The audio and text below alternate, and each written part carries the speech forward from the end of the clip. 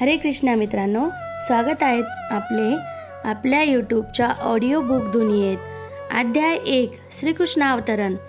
एकदा वेगवेगळ्या राजांच्या अनावश्यक अशा सैन्यबळांचा या पृथ्वीला भार झाला होता. हे सर्व राजे खरे पाहता असुर होते, परंतु स्वतःला मात्र ते शूर क्षत्रिय म्हणून घेत. त्यांच्यामुळे सर्व जग त्रासून गेले होते. अशा वेळी पृथ्वीची अधिष्ठात्री भूमिदेवी दृष्ट राजांचा होणारा उपद्रव ब्रह्मदेवांनी विदित करण्याकरिता त्यांच्याकडे गेली. त्यावेळी भूमिदेवीने गायीचे रूप धारण केले आणि अश्रुपूर्ण नेत्रांनी ती भगवान ब्रह्मदेवासमोर उभी राहिली. ती अनाथ होती आणि ब्रह्मदेवांची करुणा जागविण्याखातर ती रडू लागली. तिने पृथ्वीच्या विपद्राग्रस्त स्थितीचे वर्णन केले.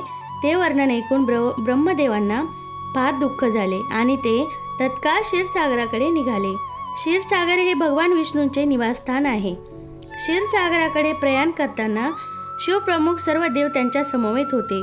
पृथ्वी देखील त्यांच्या बरोबर निघाली. क्षीरसागराच्या किनाऱ्यावर आल्यावर भगवान ब्रह्मदेव भगवान विष्णूंना प्रसन्न करण्याचा उपाय करू लागले. भगवान विष्णूंनीच पूर्व काळात दिव्य वराह रूप धारण करून पृथ्वीला वाचविले होते. वैदिक मंत्रात पुरुष सूक्त म्हणून एक विशिष्ट प्रकारचे सूक्त आहे. सामान्यतः देवी देवता पुरुष सूक्ताचे उच्चारण करून भगवान विष्णूंना प्रणाम करतात.